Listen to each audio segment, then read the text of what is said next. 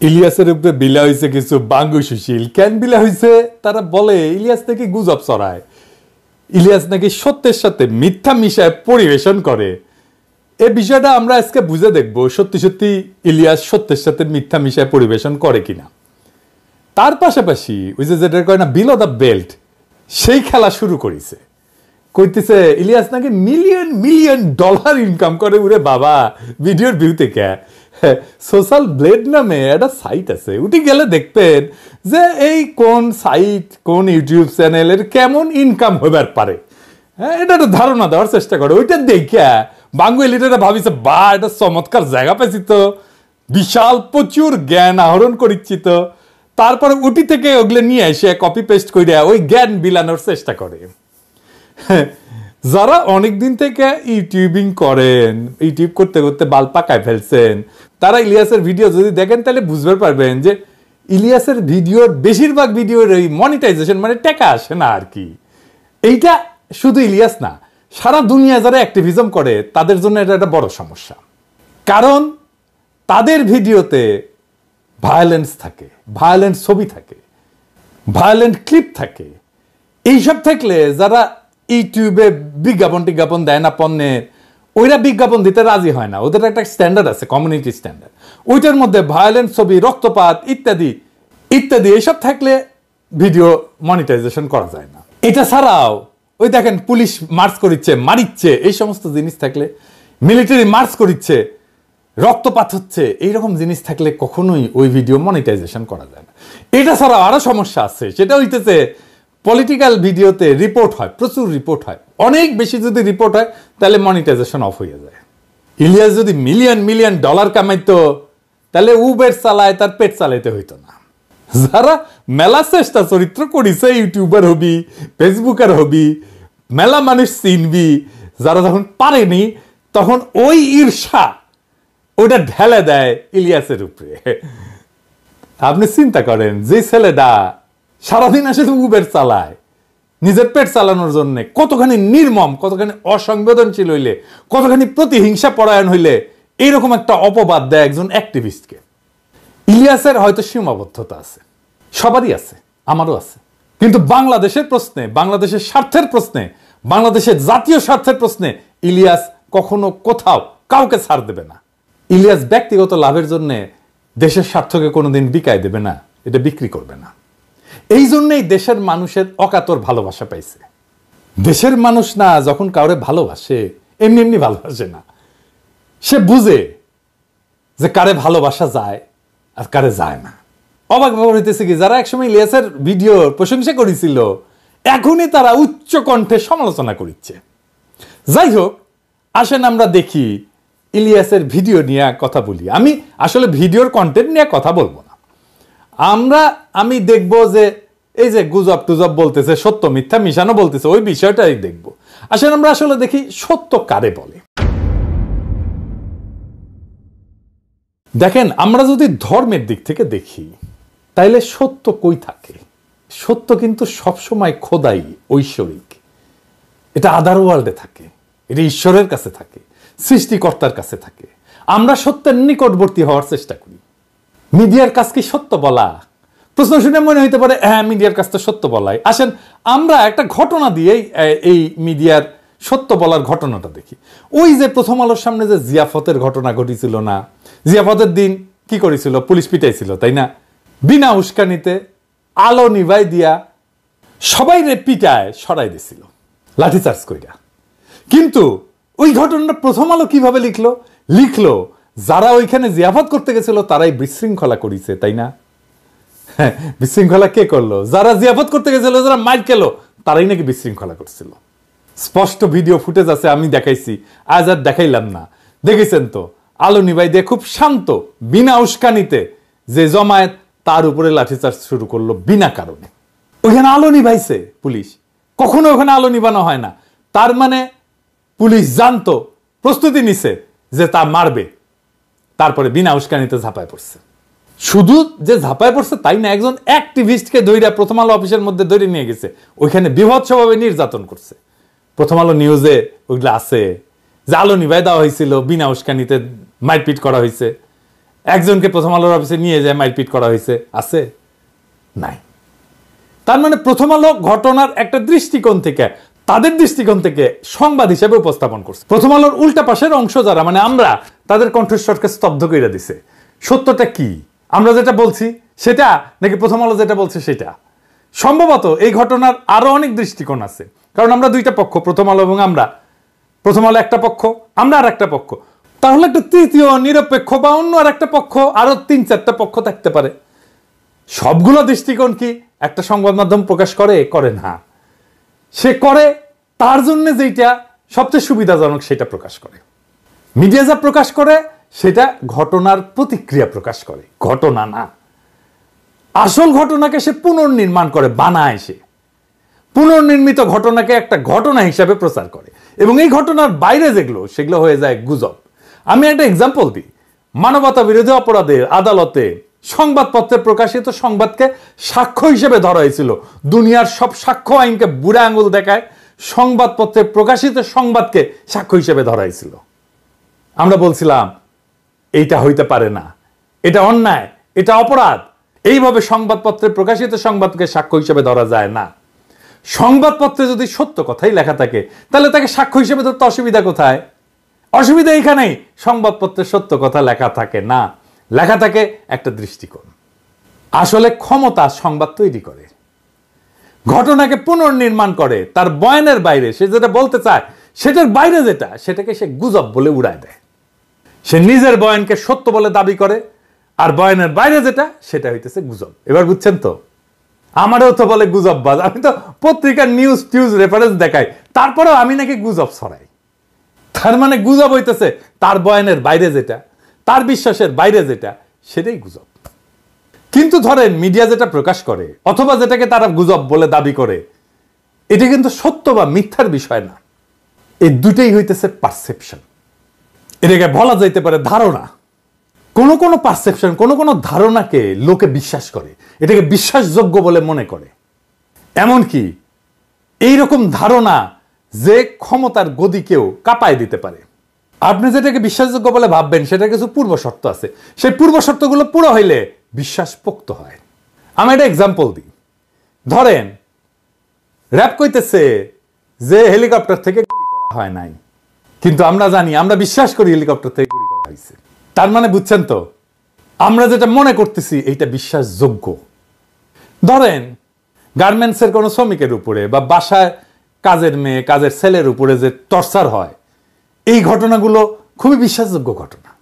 1857 সালে সিপাহী বিপ্লব হয়েছিল, ওইখানে রটনা হয়েছিল যে ওই যে কার্তুজের মধ্যে শূকর আর গরুর চর্বি একসাথে মিশায় দেওয়া হয়েছে, এবং কার্তুজটা মুখ দিয়ে কাটতে হইতো।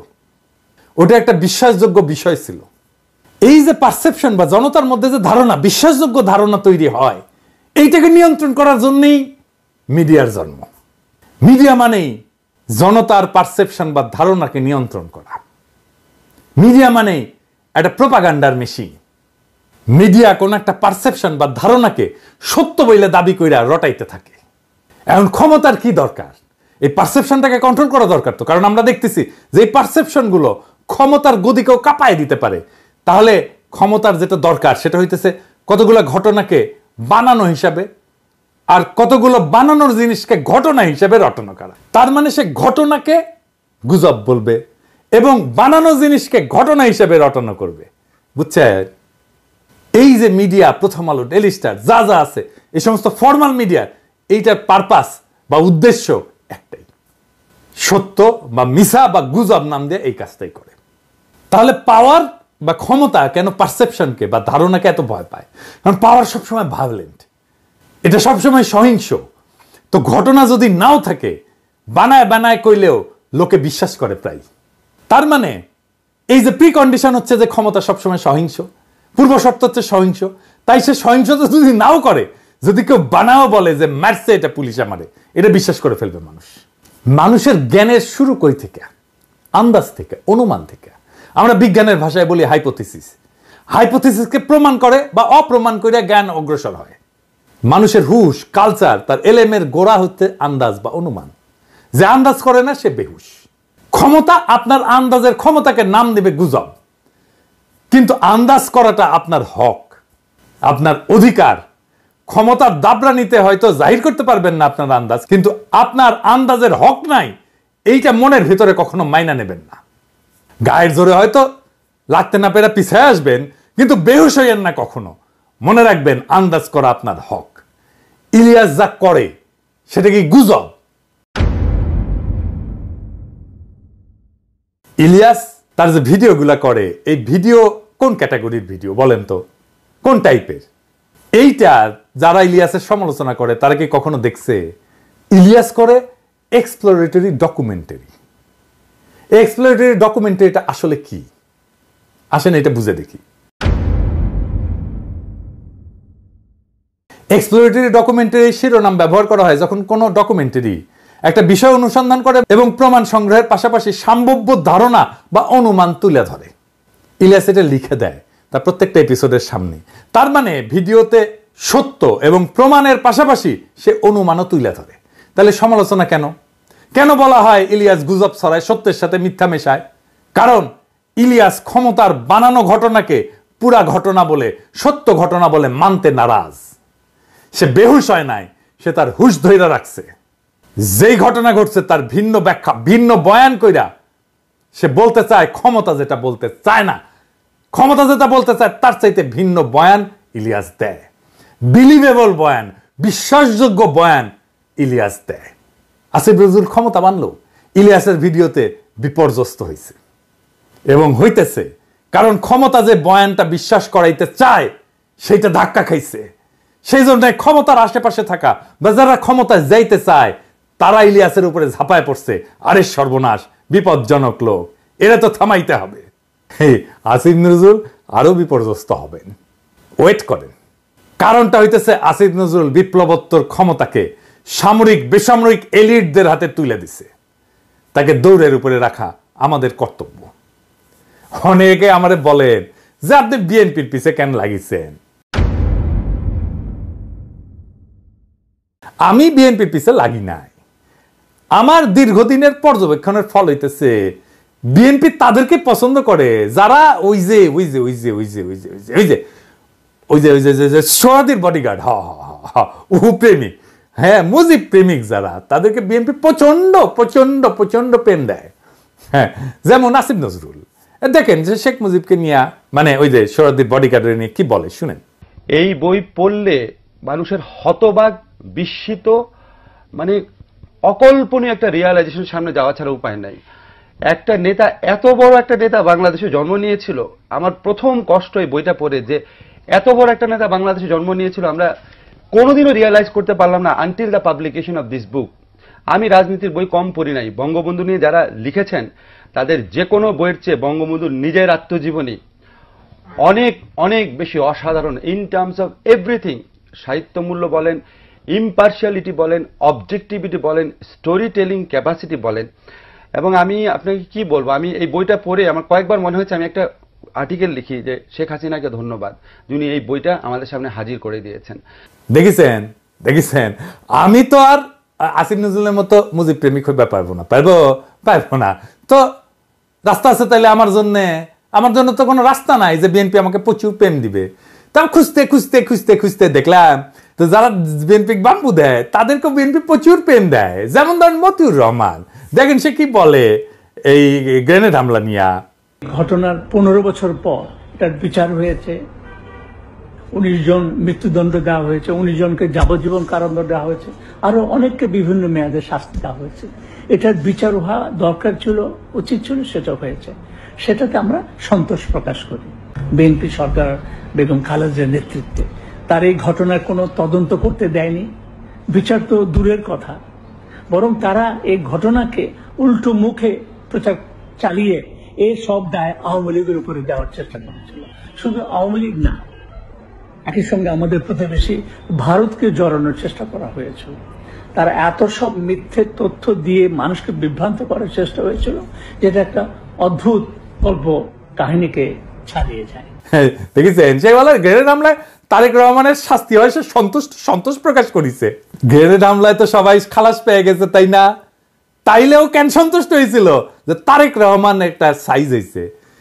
এইরকম একটা লোক, এরকম একটা জাউরাক, তাও বিএনপি পছন্দ করে, তাকে বাঁচানোর জন্য করে ঝাঁপে পড়লো সব বিএনপির লোকেরা। আবার দেখেন আসিফ নজরুল কি কয় এই গ্রেনেড হামলা নিয়ে, এই যে দেখেন এটা নাকি বিএনপির দায়, তার মুখেই শুনেন। যদি আপনি আপনাকে প্রশ্ন করেন যে এটার সাথে কি সরকারের কোনো শীর্ষস্থানীয় মহল জড়িত ছিল কিনা, অবশ্যই ছিল। এটা হতে পারে না এত বড় একটা আক্রমণের ঘটনা ঘটেছে সরকারের কোনো মহলই জানে না। সেকেন্ড কোয়েশ্চেন, আপনি যদি বলেন বিএনপি কি এই হত্যার ঘটনা 21 আগস্ট আক্রমণের ঘটনা ধামাচাপা দিতে চেয়েছে, অবশ্যই চেয়েছে। তারা জঘন্য রকম ভাবে ধামাচাপা দিতে চেয়েছে, হাস্যকর ভাবে ধামাচাপা দিতে চেয়েছে, এবং অবশ্যই সরকারের কোনো না কোনো সেক্টর জড়িত ছিল। তো আসিফ নজরুল তো এখন আইনমন্ত্রী, তাইলে এই সময় যে মামলার দায় থেকে বিএনপি সবাই খালাস হইল, আসিফ নজরুল তখন ঠিক বলে থাকে, তাহলে কি এটা ভুল? তাহলে এখন যদি এটা ঠিক হয়, তাহলে আসিফ নজরুল কারে খুশি করার জন্য ওই কথাটা বলছিল? কেসটা কি? তাহলে আসিফ নজরুলকে ডিফেন্ড করার জন্য বিএনপি আগায় এসছে, প্রথম আলো মতিউর রহমানকে ডিফেন্ড করার জন্য বিএনপি আগায় এসছে কেন? কারণ কি জিজ্ঞেস করেন ওদেরকে। তো এটা যদি হয় যে বিএনপিটা বাম্বু দিলে তারা প্রচুর প্রেম দেয়, তো তাহলে তরিকাটা ট্রাই করে দেখা যেতে পারে। হ্যাঁ, যদি এটা শুনিয়ে বিএনপি আমাকে একটু প্রেম টেম দেয়, হ্যাঁ, কারণ আমি তো ওই যে গানটা আছে না, ওই যে একটা গান আছে না, ওই যে আমি তোমারই প্রেম ভিখারি ভালোবেসে ঠাই দিও পরাণে গো, ভালোবেসে ঠাই দিও পরাণে।